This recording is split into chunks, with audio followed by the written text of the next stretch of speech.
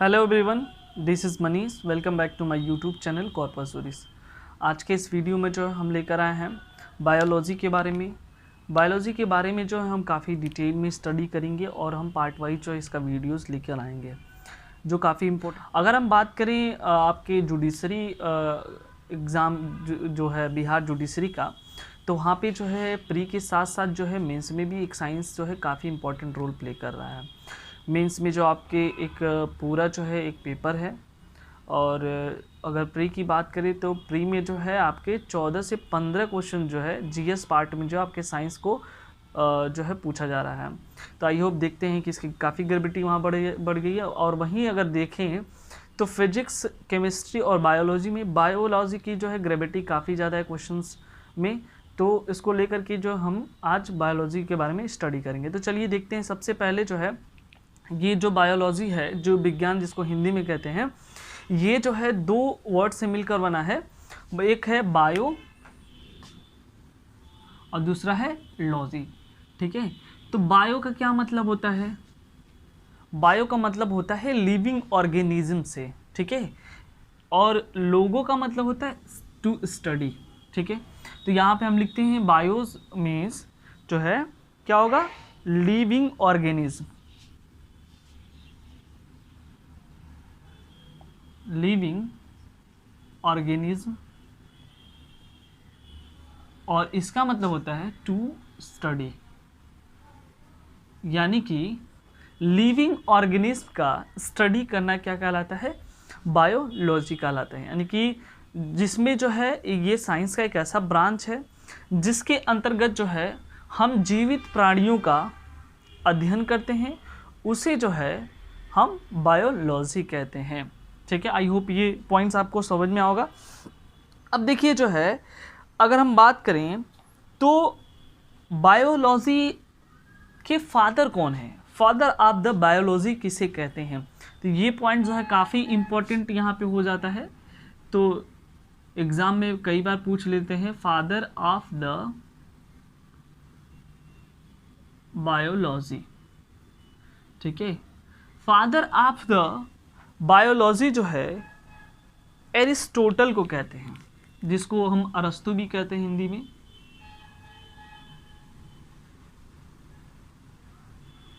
ठीक है, इन्हीं को जो है फादर ऑफ बायोलॉजी कहते हैं।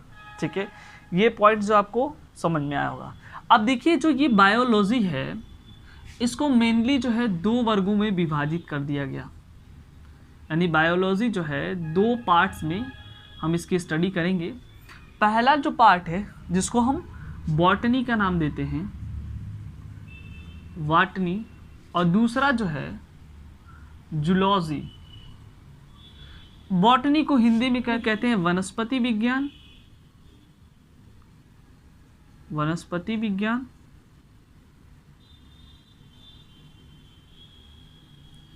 जूलॉजी को कहते हैं जंतु विज्ञान। तो यहाँ तक तो आई होप आपको समझ में आया होगा। अब रही बात बॉटनी जो है, बॉटनी जो वर्ड है यहाँ पे बॉटनी शब्द से हुआ है। बॉटनी, और जिसका अर्थ होता है हर्ब्स। ठीक है, यानी जो बॉटनी है वो जो है किससे मिलके बना है? बॉटनी से। और बॉटनी का मीनिंग होता है हर्ब्स। यानी कि ये साइंस का एक ऐसा ब्रांच है जिसके अंतर्गत जो है हम क्या करते हैं, हम जो है जितने भी पेड़ पौधे होते हैं, पेड़ पौधे, लताएं, इन सारी चीज़ की स्टडी जो है हम इस बायोलॉजी के अंतर्गत, जो ब्रांच है बॉटनी, इसके अंतर्गत हम पढ़ते हैं। अगर हम बात करें कि father of the botany, father of the botany किसे कहेंगे? तो फादर ऑफ द बॉटनी जो है अगर हम बात करें तो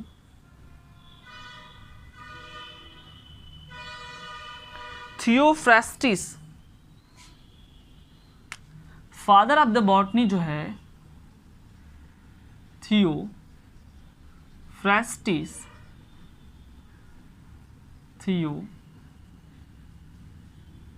फ्रेस्टिस को कहेंगे। ये पॉइंट्स आपके दिमाग में होना चाहिए। जो फादर ऑफ द बॉटनी हैं उनको हम किस नाम से जानते हैं? वो जो है उनको हम थियोफ्रास्टिस के नाम से हम जानेंगे। ठीक है, अब देखिए ये जो है, ये चूंकि इन्होंने जो है क्या किया था, एक बुक लिखा था, थियोफ्रास्टिस ने एक बुक लिखा था। उस बुक का नाम था हिस्ट्री ऑफ प्लैंटिरम। हिस्ट्री ऑफ प्लैंटिरम नामक एक बुक लिखा था, जिसमें जो उन्होंने क्या किया, हजारों करोड़ों जो है इस पौधों को लेकर के स्टडी किया और अलग अलग जो है उसके बारे में जानकारियाँ दी, जिसके वजह से जो है इन्हें फादर ऑफ बॉटनी का नाम दिया जाता है। अब हम बात करते हैं जूलॉजी के बारे में। ये जूलॉजी क्या होता है?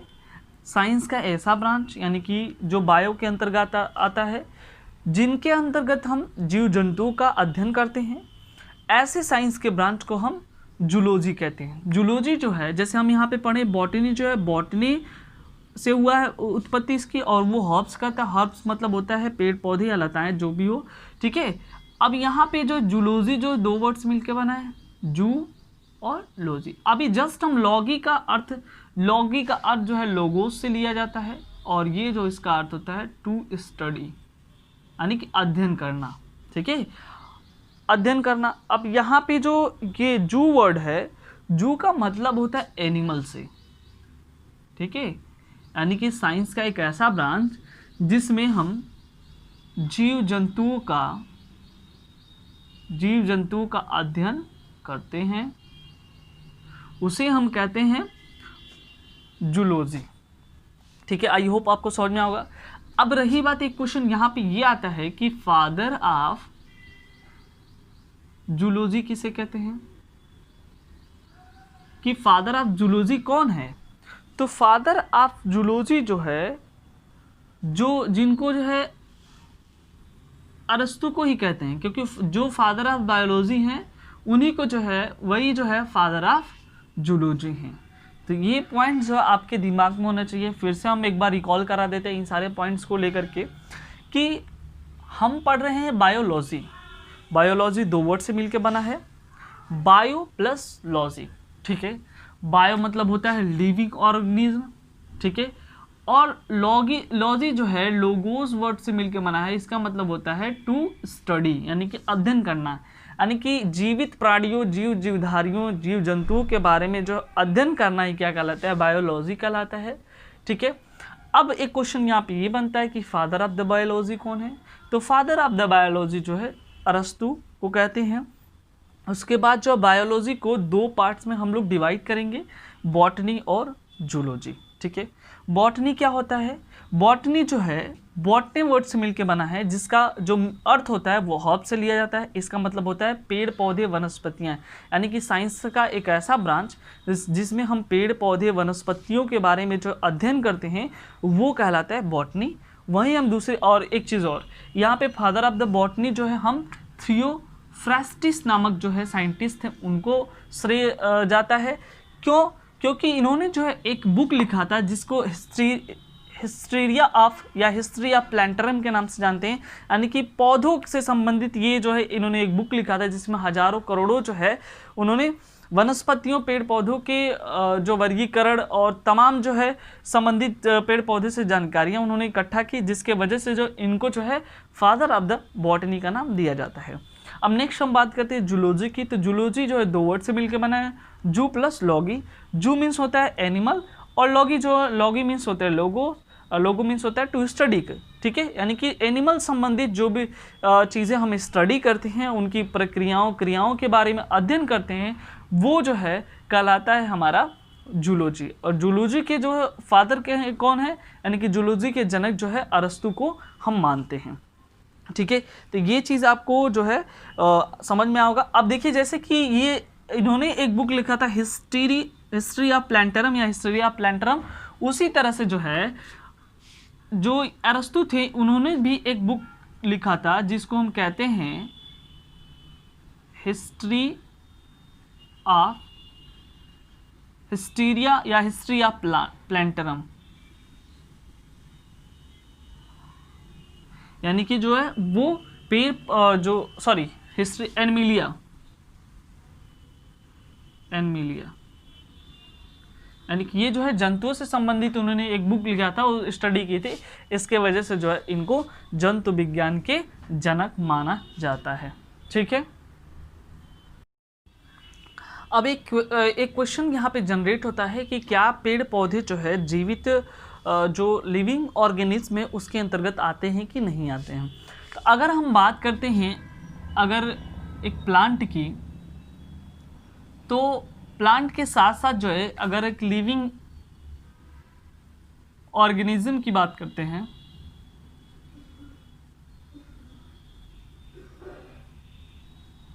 एक लिविंग ऑर्गेनिज्म में, तो एक लिविंग ऑर्गेनिज्म में क्या क्या चीज़ें होनी चाहिए, अगर वो चीज़ें प्लांट्स में पाई जाती हैं तो वो सारा चीज़ें जो है यानी कि वो भी लिविंग ऑर्गेनिज्म के अंतर्गत आएंगे। तो अगर हम देखें कि प्लांट्स के अंतर्गत, ठीक है, यानी कि लिविंग ऑर्गेनिज्म में एक ये चीज़ें होती हैं कि वो जो है क्या करती हैं, रेस्पायरेशन। ठीक है, यानी कि वो क्या करेंगी, रेस्पायरेशन।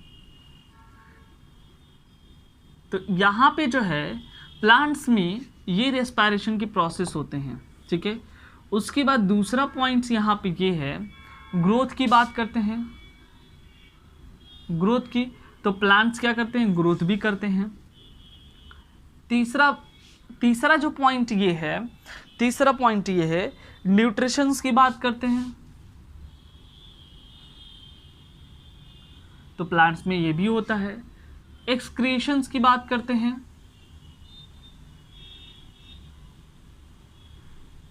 प्लांट्स में ये भी होता है। उसके बाद जो है एक और है, एक लिविंग थिंग्स की एक बहुत ही इम्पॉर्टेंट पॉइंट्स जो है ये है कि लिविंग थिंग्स में जो है रिप्रोडक्शन भी होता है, तो रिप्रोडक्शन भी प्लांट्स में होता है। ठीक है, यानी कि जो चीज़ें जो है अगर हम एक जीवित प्राणी में देखते हैं, ये सारी चीज़ें जो है पाई जाती हैं, तो ये सारी चीज़ें जो है एक प्लांट्स में भी होता है। इसलिए क्या कहेंगे हम कि प्लांट्स जो है एक लिविंग ऑर्गेनिज्म है। ठीक है, तो ये चीज़ आपको समझ में आना चाहिए। उसके बाद जो है अगर हम बात करें तो हम जो है आज स्टडी करेंगे सेल के बारे में, जिसको हम कहते हैं कोशिका। ठीक है, कोशिका क्या होता है, सेल किसे कहते हैं, तो देखिए इसको जो है सेल जो है किसी भी बॉडी पार्ट का एक यूनिट होता है, सिंगल यूनिट।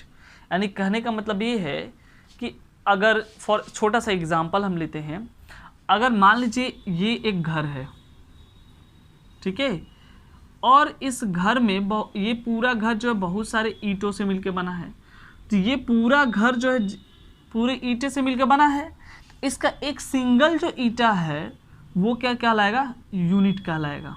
वो क्या कहलाएगा, यूनिट कहलाएगा। अब एक ये यूनिट जो है मिल करके यानी एक ईंटे से मिल करके बहुत सारे ईंटे जब मिलेंगे तो क्या हो जाएगा, वाल तैयार होगा।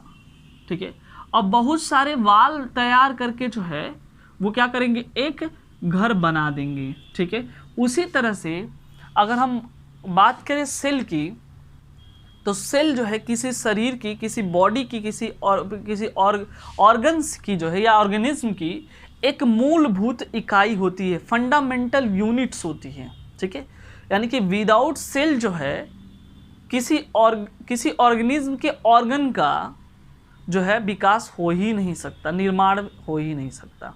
तो ये पॉइंट्स आपके दिमाग में होना चाहिए। अब जिस विज्ञान के अंतर्गत हम सेल की स्टडी करते हैं उसे साइटोलॉजी कहते हैं। ये काफ़ी इम्पोर्टेंट है, ये क्वेश्चन जो है कई बार एग्जाम में पूछे गए हैं, तो ये आपके दिमाग में होना चाहिए कि स्टडी जो है जिस ब्रांच में किया जाता है सेल के बारे में, ठीक है, स्टडी अबाउट सेल, उसे जो हम कहते हैं साइटोलॉजी या सेल बायोलॉजी। यानी कि इसको जो कोशिका विज्ञान या साइटोलॉजी कहते हैं। टू स्टडी अबाउट सेल, ठीक है, यानी कोशिका के बारे में अध्ययन क्या कहलाता है, साइटोलॉजी या सेल बायोलॉजी। ये पॉइंट्स जो आपके दिमाग में होना चाहिए। सबसे पहले जो है सेल की डिस्कवरी 1665 में जो है रॉबर्ट हुक, ठीक है, रॉबर्ट हुक नामक एक साइंटिस्ट थे, एक वैज्ञानिक थे, उन्होंने जो है इसकी डिस्कवरी किया, ठीक है। रॉबर्ट हुक के हिसाब से अकॉर्डिंग जो है वो कहते हैं वो जो है कोशिका जो है शरीर की एक मूलभूत इकाई है। कोशिका शरीर की एक मूलभूत इकाई होती है, यानी जो सेल क्या है, fundamental unit of the body. ये जो चीज़ें हैं ये रॉबर्ट हुक के द्वारा ही कही गई, यानी जो कोशिका होती है वो शरीर की क्या होती है, मूलभूत इकाई, यानी कि fundamental unit of the body होती है। ये पॉइंट्स आपके दिमाग में होना चाहिए। और जितने भी लिविंग ऑर्गेनिज्म हैं, ठीक है, उन सब में जो है ये चीज़ पाई जाती है, ठीक है। अगर हम बात करें वो एनिमल हो, प्लांट्स हो, या फंगस हो, या फंजाई हो, या बैक्टीरिया हो, ये इन सभी चीज़ों में जो है क्या पाए जाते हैं, सेल होता है। ये आपके दिमाग में होना चाहिए। ये सारी चीज़ें जो है किससे मिलकर बनी होती हैं, सेल से मिलकर बनी होती हैं, ठीक है। सर्वप्रथम जो सिंगल सेल बनता है अगर हम बात करें किसी एनिमल में, ठीक है, तो देखिए ये कोई भी एनिमल जो सिंगल सेल का भी हो सकता है और जो है मल्टी सेल का भी हो सकता है, ठीक है। तो अगर हम बात करें सेल को, तो बहुत सारा सेल मिल करके क्या बनाते हैं, अगर मान लीजिए एक सेल है, फिर एक सेल, दो सेल, तीन सेल, ऐसे करके जब नंबर ऑफ सेल कई इकट्ठा हो जाते हैं तो वो टिश्यू, जिसको हम ऊतक कहते हैं, उसका फॉर्मेशन करता है, ठीक है।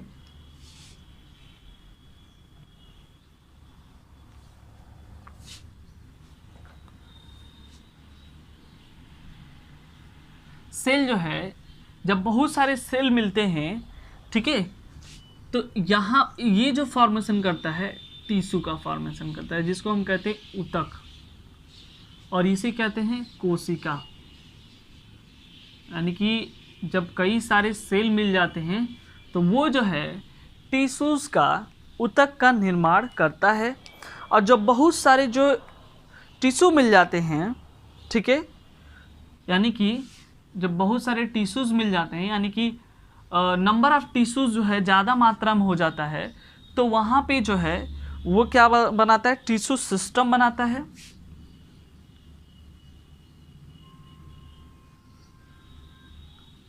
टिश्यू सिस्टम बनाता है, और ये टिश्यू सिस्टम जब कई मिल जाते हैं तो वो जो है ऑर्गन बनाता है। और जब बहुत सारे ऑर्गन मिल जाते हैं तो ऑर्गन सिस्टम बनाता है। और जब बहुत सारे ऑर्गन सिस्टम मिल जाते हैं तो क्या बनाता है, बॉडी बनाता है, ठीक है। तो ये पॉइंट जो है ये आपके दिमाग में होना चाहिए। सेल, बहुत सारा सेल मिला तो क्या बनाया, टिश्यू, और बहुत सारे टिश्यूज़ मिलकर के टिश्यू सिस्टम क्रिएट करेंगे। और जब टिश्यू सिस्टम क्रिएट हो जाएगा तो वहाँ से ऑर्गन बनेंगे, बहुत सारे ऑर्गन मिलकर के ऑर्गन सिस्टम बनाएंगे, फिर देन जो है बहुत सारे ऑर्गन सिस्टम मिलकर के जो है बॉडी बनाएंगे। एक छोटा सा एग्जांपल जो है, अगर हम ह्यूमन की बात करें, यानी कि मनुष्य की बात करें, तो मनुष्य का जो बात करें तो मनुष्य में जो है, जो सबसे पहले तो सेल का फॉर्मेशन होगा। सेल के हिसाब से वो सेल कहाँ मिलेगा, वो सेल जो है वो सेल का फॉर्मेशन जाइगोट के थ्रू होता है, ठीक है। यानी कि वो जो है सेल जो है सर्वप्रथम सिंगल सेल बनना प्रारंभ होता है जो जाइगोट के थ्रू होता है, ठीक है। अब जो है जब यहाँ से सेल का फॉर्मेशन जो है, यहाँ से सेल का फॉर्मेशन क्या होगा, मिल जाएगा, बन जाएगा। तो बहुत सारे सेल मिला करके जो है एक जो है ये टिश्यू सिस्टम यहाँ से क्रिएट करेंगे। टिश्यू सिस्टम के बाद एक ऑर्गन, सपोज दैट कर लीजिए कि हार्ट आया, ठीक है। हार्ट आया, हार्ट जो है क्या है, एक ऑर्गन से, बॉडी का एक जो वो है वो क्या है, ऑर्गन से। उसी तरह से जो है अगर बात करें तो किडनी आया, किडनी का फॉर्मेशन हुआ।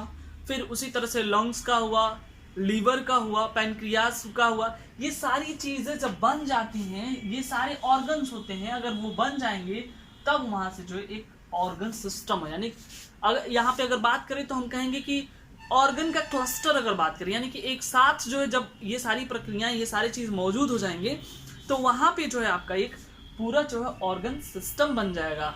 और जब वहां पे ऑर्गन सिस्टम बन जाएगा तो वो जो है आगे चल करके ऑर्गेनिज्म बनाएगा, ठीक है।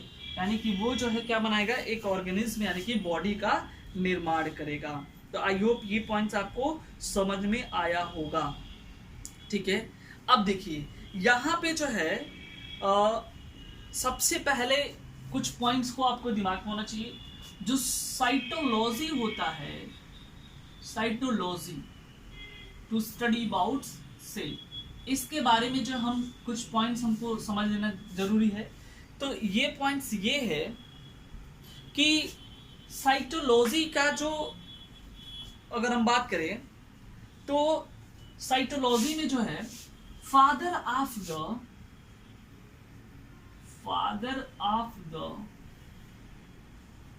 Modern cytology, father of the modern cytology किसे कहते हैं, ठीक है। तो सबसे पहले आपके दिमाग में ये होना चाहिए, एक साइंटिस्ट हैं शॉन, ठीक है, स्वॉन। ये जो वैज्ञानिक है, इन्हें जो है father of the modern cytology कहते हैं। अगर इंडियन की बात करें, ठीक है, अगर इंडियन की बात करें, फादर ऑफ इंडियन साइटोलॉजी कौन है, तो यहां पे एक चीज दिमाग में रखिएगा, वो है A.K. Sharma. Father of the Indian cytology जो है किसको कहेंगे हम, A.K. शर्मा को हम कहेंगे, ठीक है। और ये चीज तो आपको दिमाग में होना। तो रॉबर्ट हुक ने जो है 1665 में जो है सेल की डिस्कवरी की थी, ठीक है। तो यहाँ पे क्वेश्चन ये हो जाता है कि रॉबर्ट हुक जो है 1665 में जो है एक जो बार्क था, ठीक है, बार्क क्या था, एक कॉर्क, यानी कि एक कॉर्क जिसको हम बार्क या छाल के नाम से जानते हैं पौधे के, ठीक है। तो उसको जो है इलेक्ट्रो माइक्रोस्कोप्स पर रखने के बाद जो है इन्होंने क्या किया, उसको जो है इलेक्ट्रो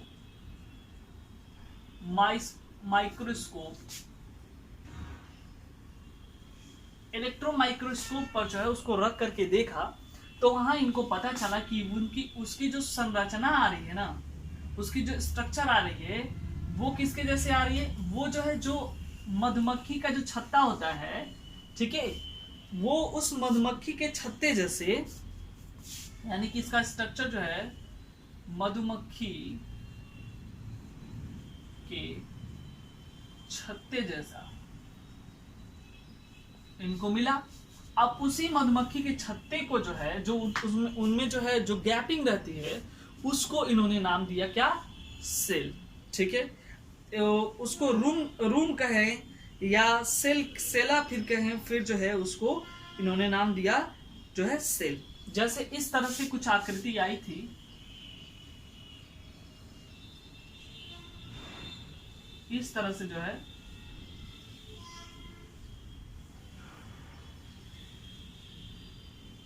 इस तरह से कुछ आकृति उनको दिखाई दिया।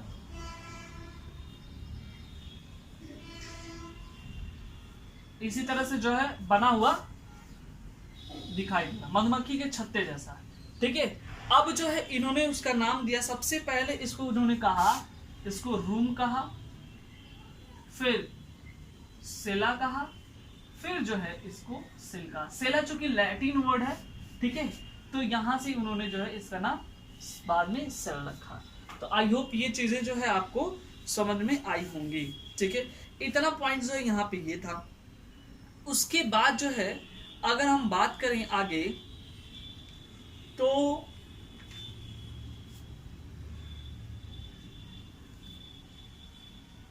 सबसे स्मॉलेस्ट सेल की,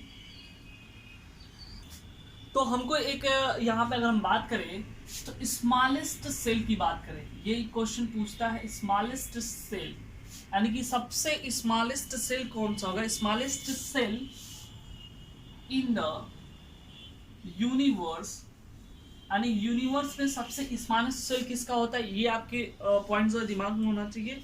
तो वो जो है जो जीवाणु होते हैं, यानी कि जो बैक्टीरिया होती हैं, उनका जो है सबसे छोटा सेल पाया जाता है।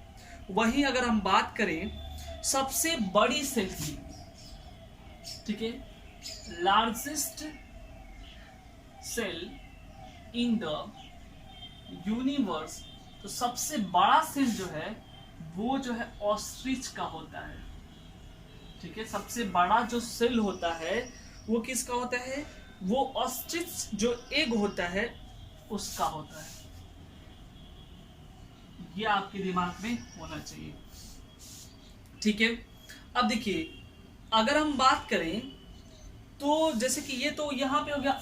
अगर वही चीज अगर प्लांट जगत में, यानी कि पौधे जगत में सबसे जो बड़ी कोशिका की बात करें, सबसे बड़ी कोशिका जो है रेमी का एक रेशा होता है, रेमी का रेशा उसका होता है। तो ये पॉइंट्स आपके, ये जो 3 पॉइंट्स हैं यहां से जो है आपके एग्जाम में पूछे जाते हैं। ठीक है, उसके बाद जो है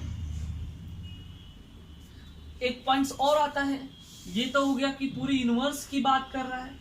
अगर ह्यूमन बॉडी की बात करें, ह्यूमन बॉडी, ठीक है, ह्यूमन बॉडी में जो है सबसे लार्जेस्ट सेल की बात कर लेते हैं और यहाँ पे जो है स्मॉलेस्ट की बात कर लेते हैं।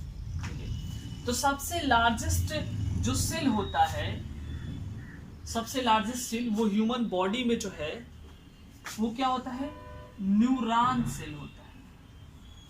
ठीक है, यानी कि न्यूरॉन सेल जो है, न्यूरॉन जो सेल होता है उसकी जो कोशिका होती है वो काफी जो है बड़ी होती है।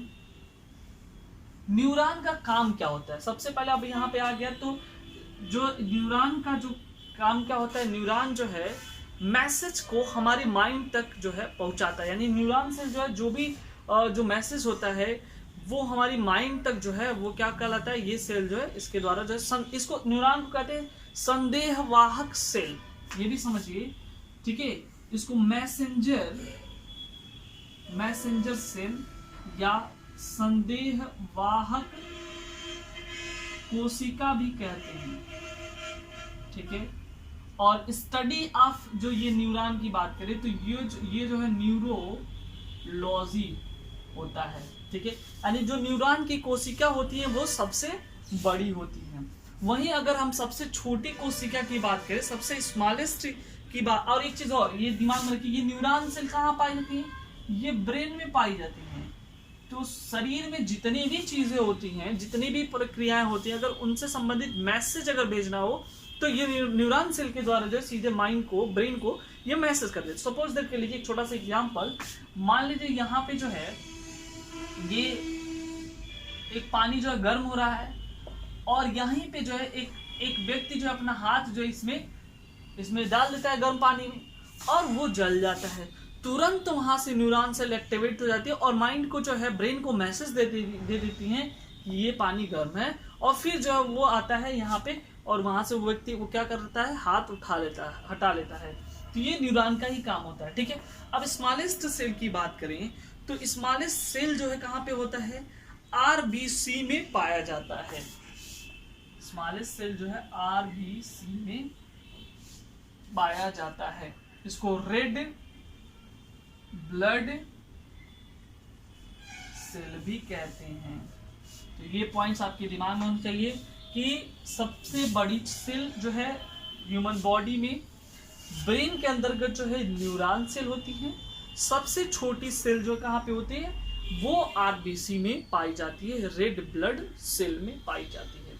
वहीं जो एक क्वेश्चन देखिए, अब यहाँ की बात करें, ह्यूमन बॉडी में बोन से संबंधित जब क्वेश्चन आता है तो वहां पे बोन से संबंधित सबसे बड़ी बोन्स और सबसे छोटी बोन्स की बात करते हैं। तो सबसे बड़ी बोन्स जो है वो फीमर होता है, जो थाई में पाया जाता है। और सबसे छोटी जो है स्मॉलेस्ट जो होता है बोन्स, वो कहाँ होता है, वो स्टेप्स होता है जो कान में पाया जाता है, ठीक है। तो ये चीज़ आपके दिमाग में कुछ पॉइंट्स होते हैं जो एग्जाम में पूछ लिए जाते हैं, ये सारी चीज़ें जो आपके दिमाग में होनी चाहिए, ठीक है। उसके बाद जो है और भी पॉइंट्स हम देख लेते हैं यहाँ पे, वो पॉइंट्स कौन कौन से हैं। अब जो है और भी कुछ पॉइंट्स हैं।